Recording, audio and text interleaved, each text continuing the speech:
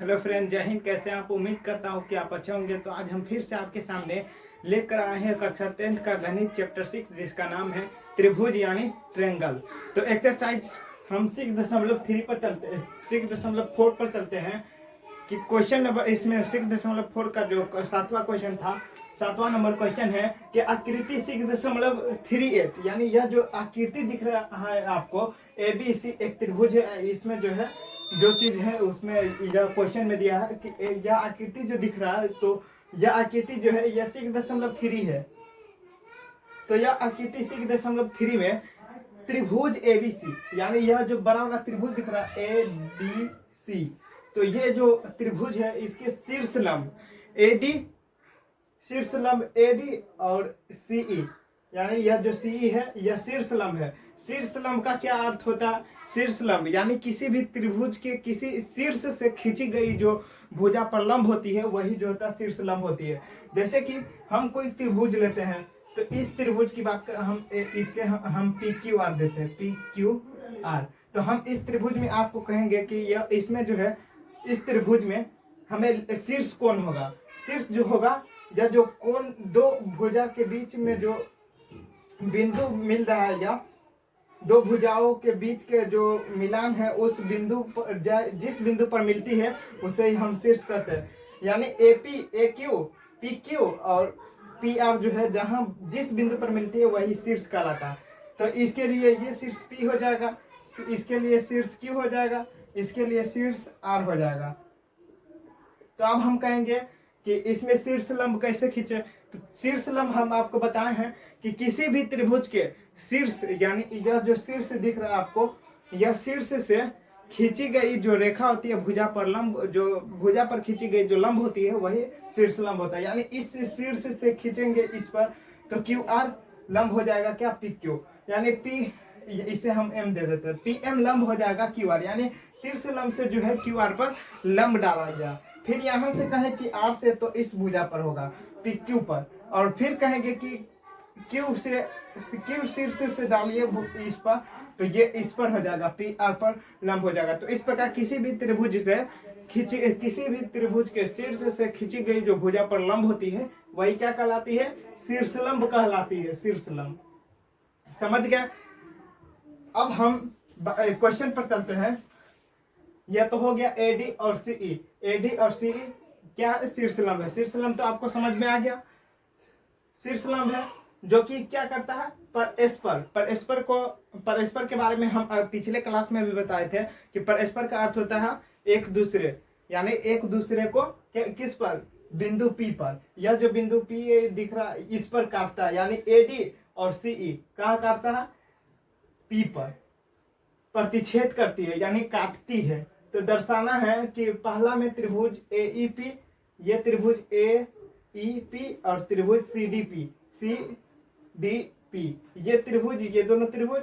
फिर त्रिभुज ABD बड़ा वाला त्रिभुज यानी ADB या ABD और त्रिभुज CBE यानी ये त्रिभुज और ये त्रिभुज दर्शाना है। फिर हमें तीसरा में हमें AEP समरूप त्रिभुज ADP दर्शाना है। फिर चौथा में जो त्रिभुज PDC और समरूप है त्रिभुज BEC, यह हमें दर्शाना है। तो सबसे पहले दिया है, क्या दिया है कि त्रिभुज ABC में जो है AD और CE जो है शीर्ष लंब है, जो कि किस पर? AD जो है BC पर लंब है और CE जो है AB पर लंब है। तो लिखेंगे कि त्रिभुज ABC में क्या है कि शीर्ष लंब AD और क्या करती है? CE बिंदु P पर प्रतिच्छेद करती है। शीर्ष लंब AD और AP CE बिंदु P पर क्या करती है? प्रतिच्छेद करती है या काटती है, प्रतिच्छेद करती है। यह हो गया। और क्या हो जाएगा? यदि शीर्ष लंब की बात हो रही है तो AD लंब हो जाएगा BC, AD लंब BC तथा सीई लंब हो जाएगा किस पर, ए बी पर, सीई लंब ए बी है। इतना कुछ तो हमें हो जाएगा। अब हम दूसरा चरण पर चलते हैं, सिद्ध करना है। क्या सिद्ध करना है, सिद्ध करना है। तो हमें सबसे पहले सिद्ध करना है कि त्रिभुज एईपी समरूप है त्रिभुज सीडीपी के। सबसे पहला है त्रिभुज एईपी समरूप त्रिभुज सीडीपी। फिर दूसरा में है त्रिभुज एबीडी समरूप है त्रिभुज सीबीई। फिर तीसरा है त्रिभुज एईपी समरूप है त्रिभुज एडीबी। और फिर चौथा है त्रिभुज पीडीसी समरूप है त्रिभुज बीईसी के। यह हमें इतना चार यह जो दर्शाना है, हमें यह चार क्वेश्चन को हमें दर्शाना है। 1 2 3 4 ये दो त्रिभुज यानी चारों को हमें सिद्ध करना है। तो अब तीसरा चरण हम चलते हैं रचना। तो इसमें हमें रचना करने की आवश्यकता नहीं है। तो हम चौथा चरण पर चलते हैं कि प्रमाण पर यानी उत्पत्ति पर। प्रमाण सबसे पहले क्या सिद्ध करना है, सबसे पहले हमें सिद्ध करना है कि त्रिभुज एईपी समरूप है त्रिभुज सीडीपी। तो हम इस त्रिभुज में देखते हैं कि सीईपी कहाँ है, एईपी कहाँ है, एईपी इस त्रिभुज दिख रहा, और सीडीपी तो एडी लंब है किस पर, बीसी पर। तो इसीलिए यह क्या हो जाएगा 90 डिग्री। यहाँ पर भी 90 डिग्री बनेगा, यहाँ पर भी, और यहाँ पर भी 90 डिग्री बनेगा। और यहाँ पर जो है दो रेखा यानी एडी और सीई क्या करता है, एक दूसरे को प्रतिच्छेद करता है। तो एक दूसरे को प्रतिच्छेद करता है तो ये कोण बराबर ये कोण हो जाएगा। क्यों, क्योंकि शीर्षाभिमुख कोण से जो होता है, यदि कोई दो रेखा प्रतिच्छेद करता है तो उसके आगे और नीचे वाला और उसके बाएं और उसके दाएं वाले जो होगा क्या होगा, समरूप होते हैं, कोण जो होंगे समरूप होंगे। तो हमें सबसे पहले चलना है त्रिभुज एईपी तथा त्रिभुज सीडीपी में तो यहां पर हम त्रिभुज का चित्र बनाते हैं। कैसा त्रिभुज है,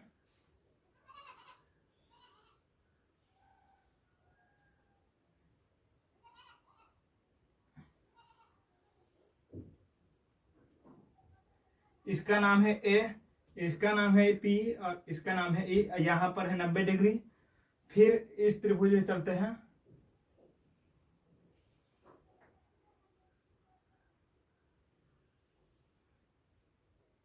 यहाँ पर है सी, यहाँ पर है डी और यहाँ पर है पी। ये बराबर है 90 डिग्री। कोण सी डी पी बराबर है 90 डिग्री और कोण पी बराबर हो जाएगा कोण पी, क्यों, शीर्षाभिमुख कोण से।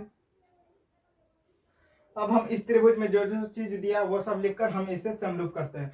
तो सबसे पहले क्या है कि कोण एईपी बराबर 90 डिग्री और पीडीसी। तो कोण एईपी बराबर हो जाएगा का कोण पीडीसी या सीडीपी कैसे, बराबर 90 डिग्री, क्योंकि दोनों के बराबर 90 डिग्री है तो दोनों कोण क्या हो जाएगा, बराबर हो जाएगा। अब क्या बराबर होगा, अब होगा एपीई बराबर हो जाएगा किसके, सीपीडी के। सीपीडी बराबर कैसे, उभयनिष्ठ नहीं, मतलब शीर्षाभिमुख कोण से क्या हो जाएगा, समूह कोण से जो होगा यह बराबर हो जाएगा। तो शीर्षाभिमुख कोण से, शीर्षाभिमुख कोण से क्या हो जाएगा, दोनों त्रिभुज समरूप हो जाएगा ए समरूपता से। तो इसीलिए क्या हो जाएगा, त्रिभुज एईपी समरूप हो जाएगा क्या, त्रिभुज सीडीपी के। सीडीपी कैसे, ए समरूपता से,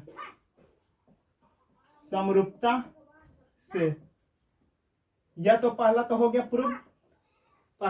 प्रूव, त्रिभुज एईपी समरूप करना था त्रिभुज सीडीपी के। तो पहला तो हो गया ए समरूपता से।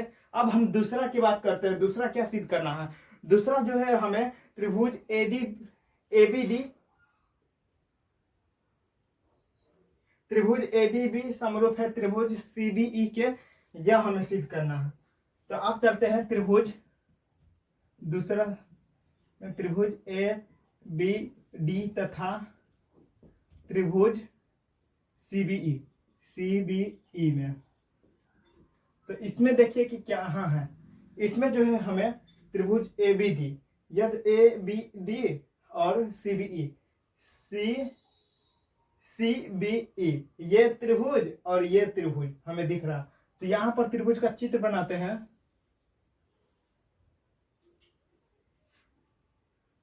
या तो है ए बी डी जहां ये बराबर है 90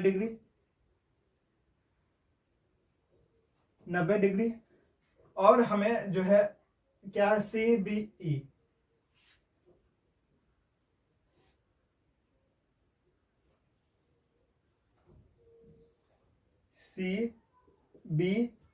ये बराबर है 90 डिग्री। और हमें क्या उभयनिष्ठ दिख रहा है, हमें उभयनिष्ठ जो दिख रहा है या कोण बी दिख रहा है। कोण बी इसमें भी है और कोण बी इसमें भी है। इस त्रिभुज में ए बी डी में कोण ई है और फिर सी बी ई में कोण बी दिख रहा। तो ये दोनों में शामिल है, यानी कोण बी बराबर कोण बी कई उभयनिष्ठ, यानी दोनों में शामिल है, इसीलिए यह उभयनिष्ठ कहलाता है। उभयनिष्ठ का अर्थ ही होता है जो दोनों में उपस्थित हो, दोनों में शामिल हो, तो वही जो होता है उभयनिष्ठ कहलाता है। तो क्या हो जाएगा, कोण बी बराबर कोण बी कैसे उभयनिष्ठ और कोण सी ई बी बराबर हो जाएगा कोण ए डी बी के, कैसे कोण सी ई बी बराबर हो जाएगा कोण ए डी बी के बराबर कैसे 90 डिग्री। तो इसलिए क्या हो जाएगा, त्रिभुज ए बी डी समरूप हो जाएगा त्रिभुज सी बी ई के, कैसे तो आप बता, तो कैसे तो ए समरूपता से, क्योंकि इसमें ए तो ए समरूपता से हम आपको बताए हैं समरूप की कसौटी को पिछले क्लास में। आप हमारे जो वीडियो उसमें उपस्थित अवेलेबल, यानी उसमें उपस्थित है, अवेलेबल है यानी उपस्थित है। त्रिभुज सीबीई समरूप हो जाएगा त्रिभुज एबीडी के, कैसे ए समरूपता से। समरूपता क्या दूसरा भी प्रूव्ड हो गया, PROVED प्रूव्ड, दूसरा भी प्रूव्ड। अब तीसरा जो हमें करना है त्रिभुज एईपी त्रिभुज समरूप करना है त्रिभुज एडीबी। तीसरा हमें सिद्ध करने से पहले आप जल्दी से हमारे वीडियो को लाइक सब्सक्राइब कीजिए और एक जरूर कमेंट कीजिए। तो अब तभी हम तीसरा क्वेश्चन सोल्व करेंगे। तो तीसरा क्वेश्चन हम चलते हैं, जल्दी से आप लोग सब्सक्राइब और लाइक कीजिए, तब तक हम तीसरा क्वेश्चन को क्या कर रहे हैं, सोल्व कर रहे हैं। तो अब हम तीसरा क्वेश्चन पर चलते हैं कि त्रिभुज एईपी समरूप करना है त्रिभुज एडीबी के। तो इस त्रिभुज में हमें एईपी कहाँ दिख रहा है, एईपी यानी ये त्रिभुज और एडीबी एडीबी ये बड़ा वाला त्रिभुज। तो सबसे पहले एईपी या पी है या ई है और या ई है, कोण ई बराबर है 90 डिग्री, और ए बी डी, यहां पर डी है यहां पर बी है और यहां पर ए है। कोण डी बराबर है 90 डिग्री और कोण ए बराबर कोण ए कैसे उभयनिष्ठ। जब तो आपको पता है कि इसमें भी ए है और इसमें भी ए है, तो ये कोण बराबर क्या हो जाएगा, कोण ए बराबर कोण इस त्रिभुज में कोण पी ए ई और त्रिभुज ए बी डी या ए ई पी और ए बी डी या ए डी बी में क्या है, कोण ए हमें दिख रहा है, यानी कोण ए उभयनिष्ठ है, इसलिए कोण ए बराबर कोण ए। तो इसी प्रकार तो ये भी तो सिद्ध हो जाएगा। तो इस तरह हम ये भी सिद्ध कर रहे हैं। तो त्रिभुज ए ई पी तथा त्रिभुज किसमें ए बी डी में कोण ए बराबर कोण ए कैसे उभयनिष्ठ, कोण ए ई पी बराबर हो जाएगा कोण ADP के ADB के कैसे बराबर 90 डिग्री, तो इसलिए क्या हो जाएगा, त्रिभुज AEP समरूप हो जाएगा त्रिभुज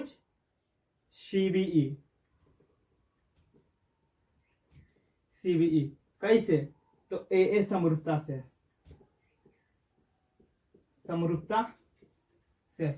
प्रूफ। तीसरा भी हमें प्रूफ हो गया। अब हम चौथा की बात करते हैं।